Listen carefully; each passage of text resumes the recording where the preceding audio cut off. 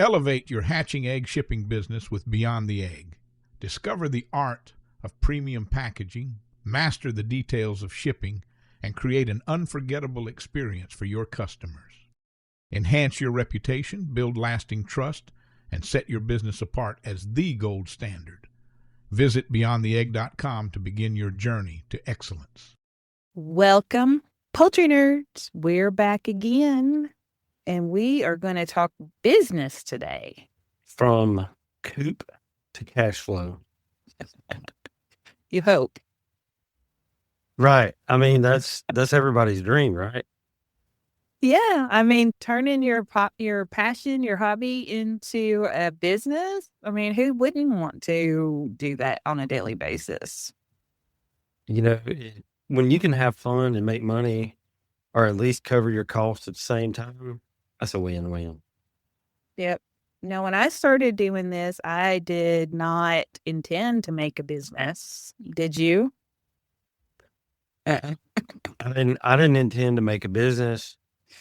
I just wanted some pretty birds that I could take to a show or hold them up on, let people see them and be like, ooh, I want one of those. Oh.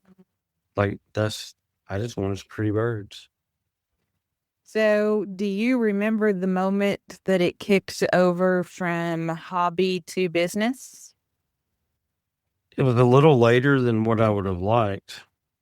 I would have liked to have been making money before I had several $1,000s invested in cages and incubators and birds and all kinds of infrastructure.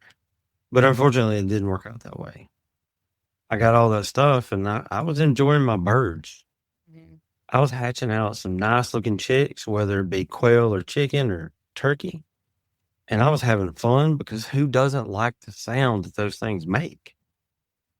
And people just wanted to buy them. And I was like, I mean, I do have a few hundred inbreeders. I guess I could let go 20, 30 of my babies. And it's really all went downhill from there. Well, I think it's uphill. That's what I mean. Yeah, uphill. Depends on how you look at it. So for me, I just wanted some chicks. David had never had chicks before, and he selected the Orpingtons actually.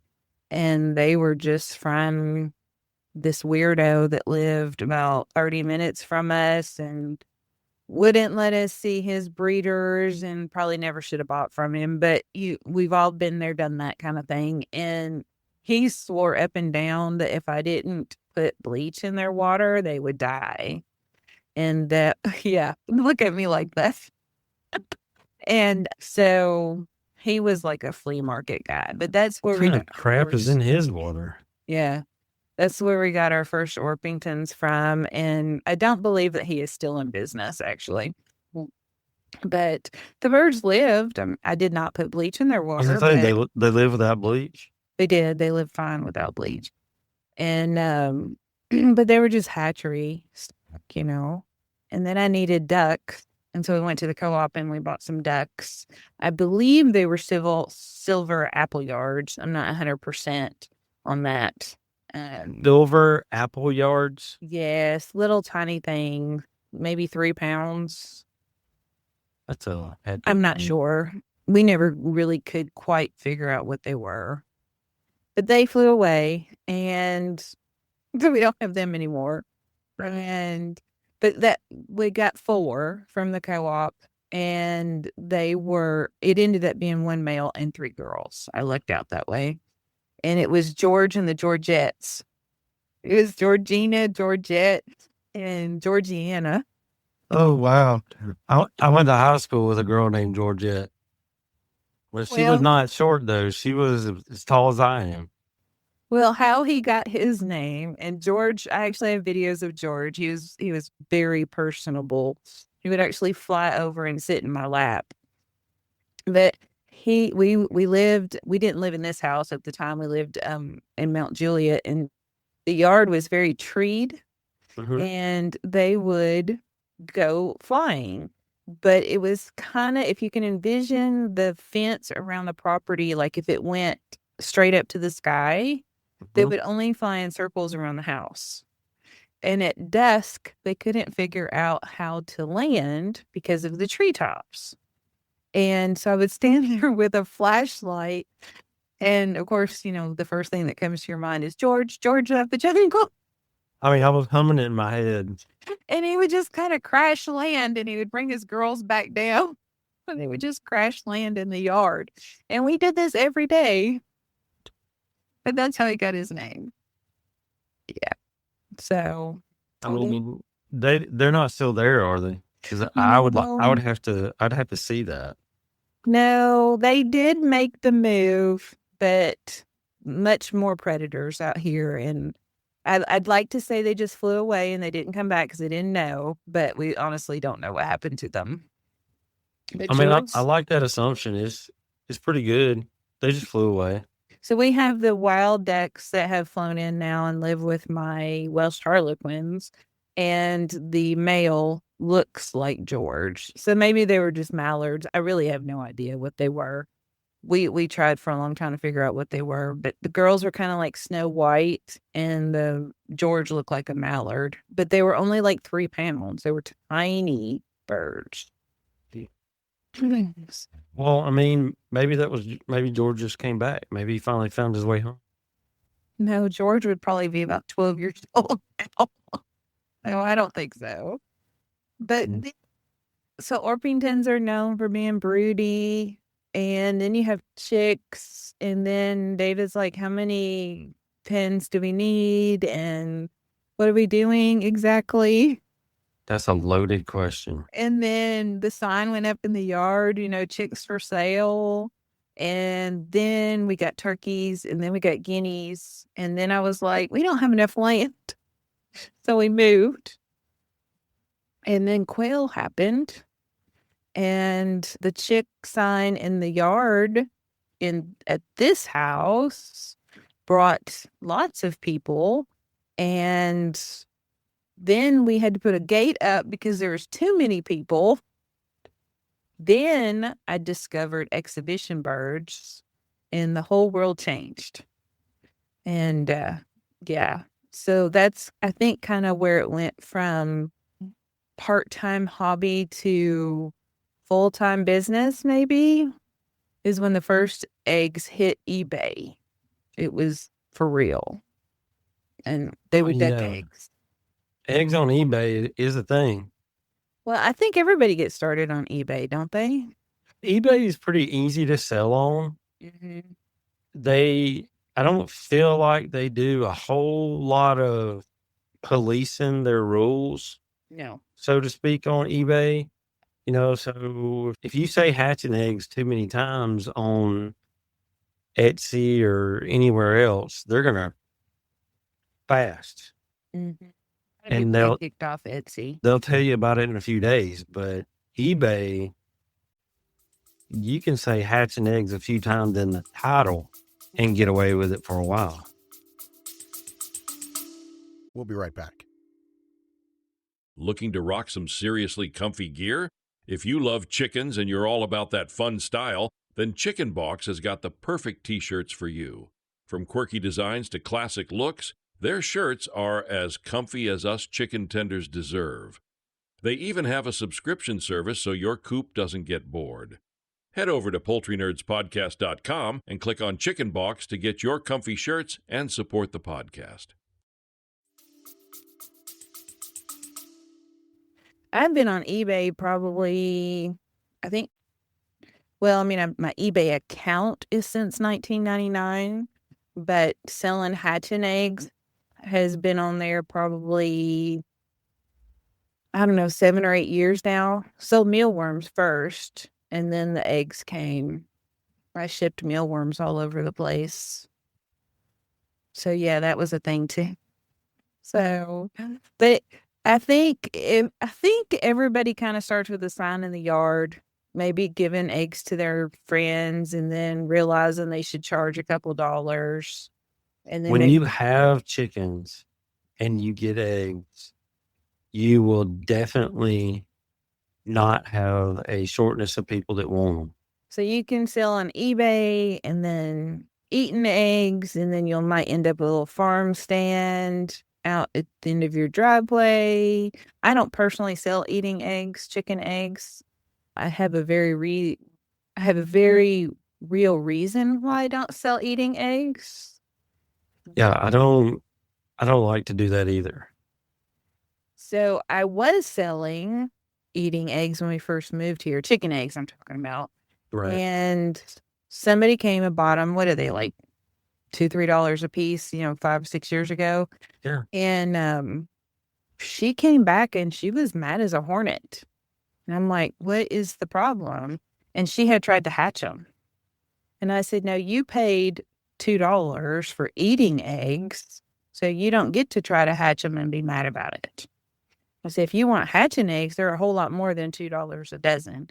So that was kind of my introduction to hateful, I guess. I was going to say, you think, well, why does that person do that? But it actually, when you're selling eggs, it happens a lot. There's a lot of people that will try to essentially shaft you like that. Yeah.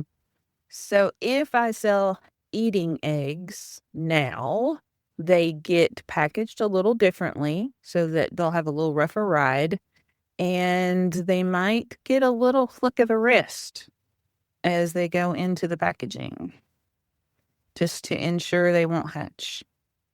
I mean, they say it's mean if you want to, but if you're paying for eating eggs, you're paying for eating eggs. I was going to say, in doing that, like, we're not messing people over because they're still getting exactly what they paid for. Mm-hmm. But, don't order eating eggs for 20-30 cents a piece and try to hatch them, which would be $1.50 or whatever a piece, depending on what kind it is, $2 or $10, and try to hatch it and complain. If you order eating eggs and you hatch them and you get a couple out of it, hey, look, 2 thumbs up, good job. But if you order a dozen eating eggs and you hatch them and you only get 2 or 3 hatch out, you can't complain because you still got what you paid for. You ruined them by putting them in incubators for 18 to 21 days. Now, I do sell quail eating eggs for pets because to do for human consumption, technically you're supposed to do refrigerated eggs. So I do pet food and I sell them on Etsy. And but they get from my new layers. They're not with males yet. And so it's a non-issue. I haven't had anybody come back and complain yet. It will happen, though. Most definitely. It will happen. Okay, so when you're getting started thinking about if you're going to actually put thought into growing into a business versus just kind of wake up one day and realize that you've got a business, you would want to start with good quality genetics. Definitely. You don't want just hatchery stock necessarily. You're going to get, people can buy hatchery stock anywhere. They can go to the feed store and buy that. Yeah. So you want to have good quality stock and stand out from everybody else because of that point, right? You want to have a niche inside of our broader poultry niche. To be successful with the business, you're going to have to diversify. You may not always like the way that you have to diversify, but it may not be your favorite, but it won't make you cringe, like the snake food. I do frozens for snakes. It's not my favorite thing. I didn't wake up one morning wanting to do it. I don't like snakes. I don't own any reptiles. I don't want them here. They have a purpose and they're fine, but they're not for me. And so I don't know anything about them, quite honestly. I just know that people order frozens by the gram is how reptile people think. They want feeders by the gram. And it's a way for me to utilize colds if I hatch too many or extra males, or there's always there's always extra that I can't use. And the frozen feeders serve a purpose for that. Or when, you've got a young pair or a young group of birds and you need to do a test hatch and the fertility comes out to be a heck of a lot better than you thought it would be. That's an option that you can do with those.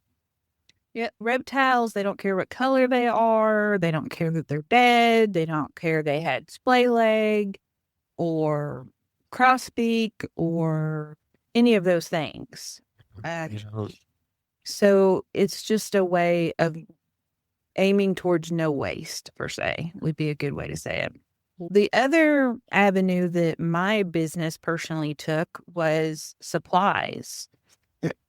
I don't sell anything that I don't use, because when I first started selling supplies, I just told David I wouldn't buy anything just to resell it.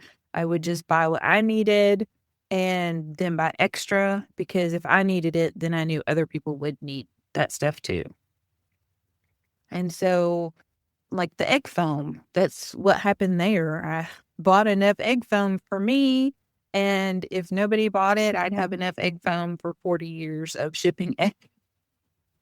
I was going to say, you bought enough for you and an army, and, you were glad that you did.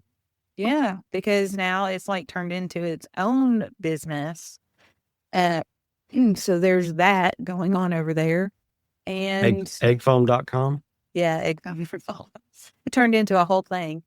And then there was a need. People didn't know how to use it, and they were doing it wrong and still not getting good hatch rates out of it. So then I created an e-course to teach people how to use it. And all of these things are outside of my wheelhouse. I'm not a computer geek. You are. I have a background in animals.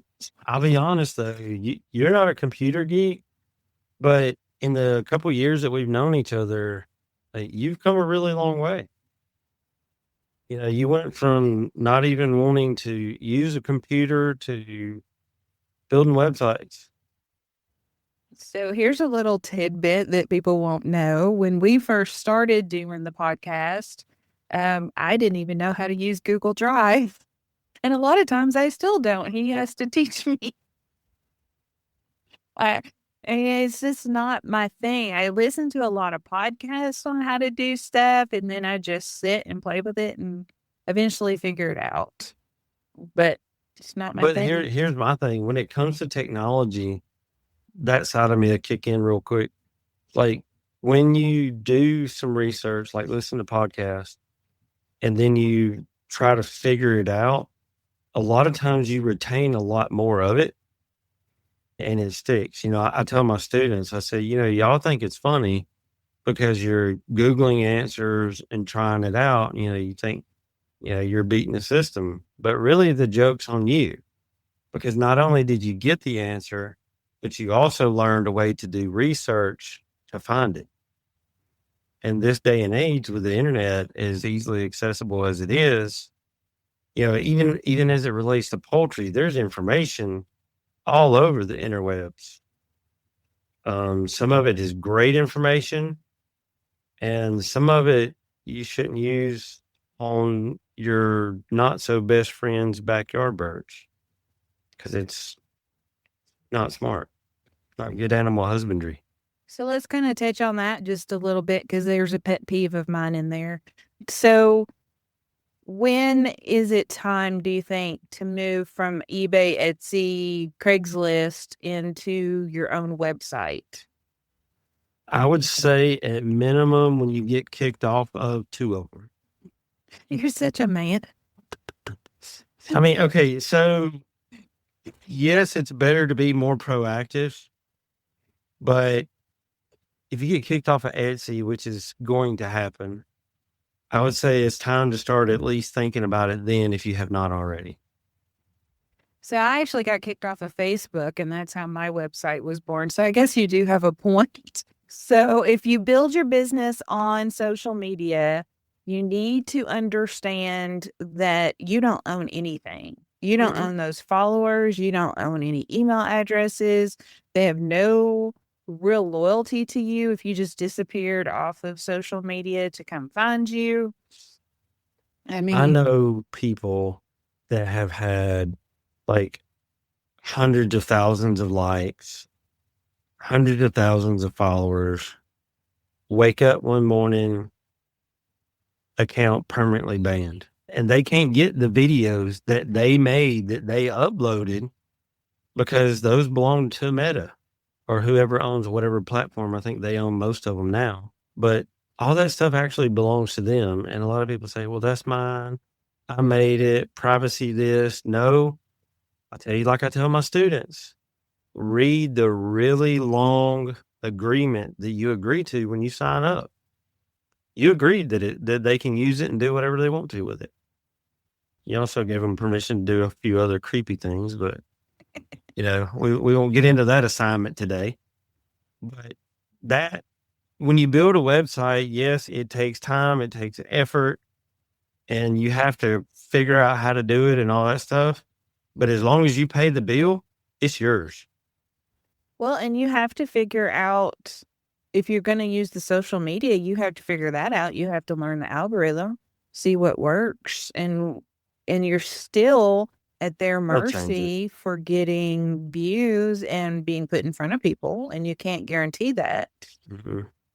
And it's not, social media is not on SEO. I think it's maybe starting to be put in there now, but up until recently it wasn't. If you are going to buy something, I mean, me personally, I wouldn't go to Facebook and search, I want to buy, I don't know, a stationery set. No, I'll tell you right now, I'm going to check out some marketplace. I would go to Amazon myself, but that's a whole different ballgame. That's a whole different addiction for a different episode. Yes. So, but what you do need to understand before you start putting a lot of energy into social media is that can be gone tomorrow, and you literally are starting from scratch again. If you get hacked or Meta doesn't like you, or any number of things can happen, but the website is always there. And the more you put into the website, the more history it has, the more SEO works, the more Google Analytics like you. And now the AI crawlers are a new thing that I was listening to a podcast about today. It's called GEO. Mm-hmm. Yeah, that was a first for me today. So as you're growing, need to decide if you want to put your energy into building Meta's business or building your business. And don't let the monetization fool you, because I'm monetized and I have lots of followers and I may make $20, $30 a month on it. I mean, I think the most in 1 month I've ever made was $117. Ooh, that must have been when they were running that promo where you can push certain things and meet certain guidelines and all that craziness. You want me to tell you what it was? I had a post where instead of a picture, I did a video on filling my bucket with water and talked about how I water my chickens with a bucket, and I had grass in my runs, and people lost their ever-loving minds and said that my runs were AI and that no way I could have grass in there with my chickens. And if you don't overcrowd them, they won't eat your own.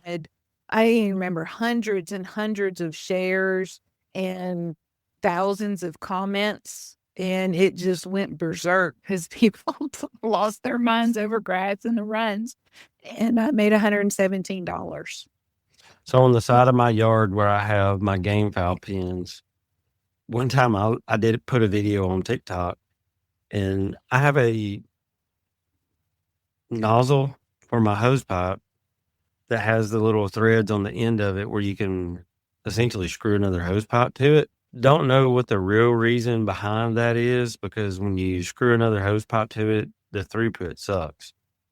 But if you put about a foot piece of hose pipe that's about a foot long on the end of it, when you use one of those, water kind of fans out and goes everywhere, even if you're doing it straight and pointy. Well, when you put that foot long leader on it, it just comes out like a solid stream, and water don't go everywhere. So I'm, rinsing out cup and putting water in feed cups or in water cups down the line. Shot that video for TikTok, uploaded it, went to bed, came back, looked at it the next day, and it had thousands of views. And I'm like, people are watching that. And, everybody was talking about how I'm wasting so much water and this, that, and the other. I'm like, well, I pay my water bill, not you. So you just don't know. So something so stupid as grass in the runs or hose with water in it you can't build a business on that. It's not. It's not predictable. No. Okay. So my suggestion would be put your effort into a website and have fun with the social media. If you even want to do it, there's nothing that says you have to do it. Because I'm going to tell you, when you build a website, you get these things called analytics.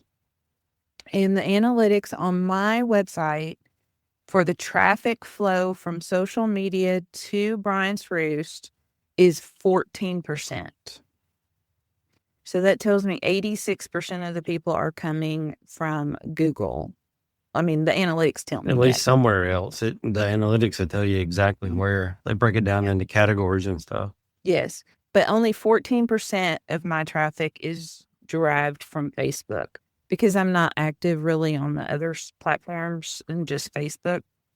But I own the website. So when people come to the website, they buy something, they sign up for my emails, I own that email business, and nobody can really take that away from me, not Zuckerberg or anybody else like that. So just decide where you want to put your effort into growing your business. Let's see. Shipping and customer care, you're always going to get negative Nancy, but reviews are necessary. I have them turned on Facebook. I have them on the website. And people read reviews. I read reviews when I buy stuff on Amazon. I want to know what people think. Yeah. Yeah. So make sure you take care of your customers, but also make sure that you set boundaries. This is a business. So, I don't know, Dollar General closes at 9:00? So if you want to close at 9:00, be closed at 9:00. There's nothing that says you have to answer emails at midnight. So it's a business. You need to run it like a business, or it will run you and you will get burnt out. That is just a fact. That is so true. You can get burned out really fast. Yes. And that's true on any business, not just poultry. The poultry people will wear you out. Yes. So, and then promote yourself. So one thing I have noticed while we are pulling together Quail Mania here at the end of pulling it together is people are shy about promoting themselves. They're fine with putting pictures on Facebook or Instagram, but when you ask them to come on and start talking, they're very shy. And really, I've really been shocked about it, actually. Yeah, it is pretty amazing because, there's people that'll post a lot on social media, but they're not social at all. No. I saw somebody post Brahma eggs in a local group just yesterday, and they posted it anonymously. You have to put yourself out there in order for people to know who they're buying from. to make it more personal, to put a face with the name, and not just a picture of a chicken with the name, but they want to see a real face so they know it's not a scammer. They know what you're talking about. It builds credibility. Back in the 80s when I was a kid, it was called street cred, but now it's credibility in your knowledge. I can take all of the college courses on incubation all day long, but if I just keep it to myself and I don't share it, then it's not helping me build credibility at all. So promote yourself. Don't be shy about that. Even if you're wrong, admit that you're wrong and learn something. Nobody knows everything. We certainly don't know everything. That's why we have guests come on and talk about breeds. That black Java chicken, that was a guest request. I never even heard of a black Java chicken. So we all learned something that day. And it's okay to not know everything. Just talk about what you do know and look up what you don't know. Right? Yeah. And like people, I have some customers that buy from me still because I messed something up, but I made it right. I was like, as soon as I found out what happened, I said, ooh, I did that. That's clearly my fault. Let me fix it. And they're like, oh, okay. And I fixed it. I did go above and beyond when I fixed it because I needed to apologize and fix it at the same time. As a business owner, that's what you have to do. But I was able to do that. And because of that, that person straight up told me, they called me when they got the fix. And he said, this is way above and beyond. I did not expect you to do this. I said, well, I messed up and I want to make it right. And he said, you've got a customer for life. I appreciate the honesty and I appreciate you fixing it. Yep. That builds credibility when you're honest, you're vulnerable, you put yourself out there, and you're willing to talk about yourself. Oh, you know what? I forgot. We got sidetracked. I told you I wanted to talk about it when you were talking about websites and stuff. So on blogs, when you go to a blog and all the Google ads pop up and it's hard to really even read it because you have to constantly clicking out of it, or you clicked on something and now your iPhone's going to explode or whatever it tells you. And I hate those websites. And there's one that shows up on Pinterest constantly. It drives me ape crap. So if the person writing the blog doesn't even freaking sell those birds or ever even have owned those birds, personally, I wouldn't put up with the Google ads.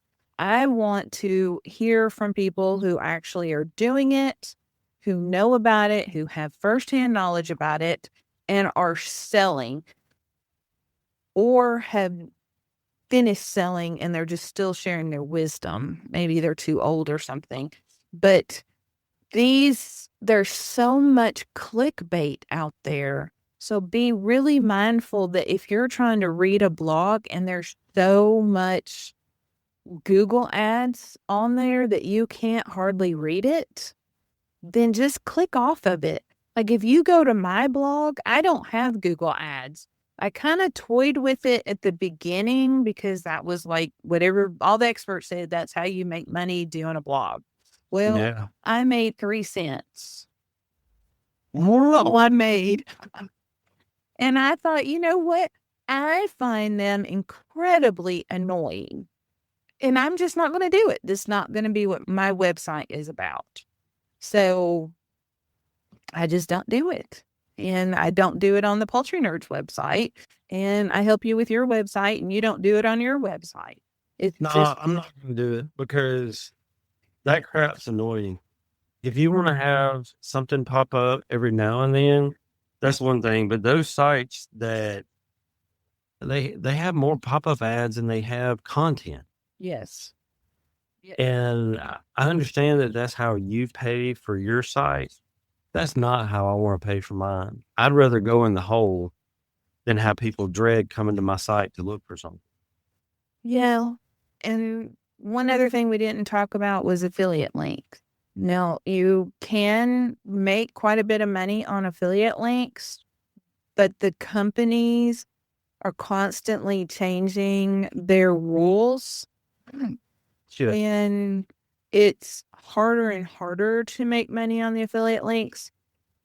So if you're new to affiliate links, I would find some reputable podcast about them. But the important question to ask when you decide to work for them is, what do they count as a link, and how long is their cookies? So I'm going to use Amazon as an example because I do have an affiliate link for Amazon. You have to disclose that. It's on my website. There is a disclosure, but Amazon cookies are only good for 24 hours. And what that means is, if Carrie clicks on my link and goes to Amazon, but waits till tomorrow afternoon to buy something, I don't get any credit for it unless he goes back to my link. So you only have 24 hours for them to make a purchase. Then the flip side, if they click on your link and they look at the $2 trinket and then they buy a laptop, you got some points for the laptop too.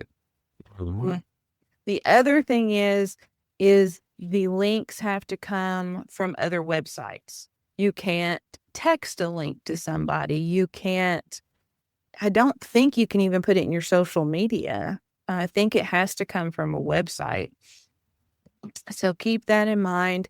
That's where websites like Linktree have come into play, because then it's just like a bouncing platform where you can put your affiliate links and people can bounce off. But then you're driving traffic to yet somebody else's website, Linktree's website, and you still don't own anything. So there's a lot of stuff that goes on behind the scenes that you just have to be aware of, and just decide for yourself that I said something the other day, don't live in fear, but live with knowledge. And that's what you have to do. You have to understand all these ways people are taking advantage of other people, and decide if you're going to play that game or if you're just going to do your own thing and settle for maybe just a little bit less, or score a whole lot more because you took a chance on yourself. Yep. So anyway, that's our 2 cents for today on how to build a business, and using poultry as the base for it. Yep. All right. Anything else you want to say? That's it. All right. Please like and follow us and leave us a review. We would really appreciate it. Yep. Have a good night. Thank you for joining us this week. Before you go, be sure to subscribe to our podcast so you can receive new episodes right when they are released. And they're released every week.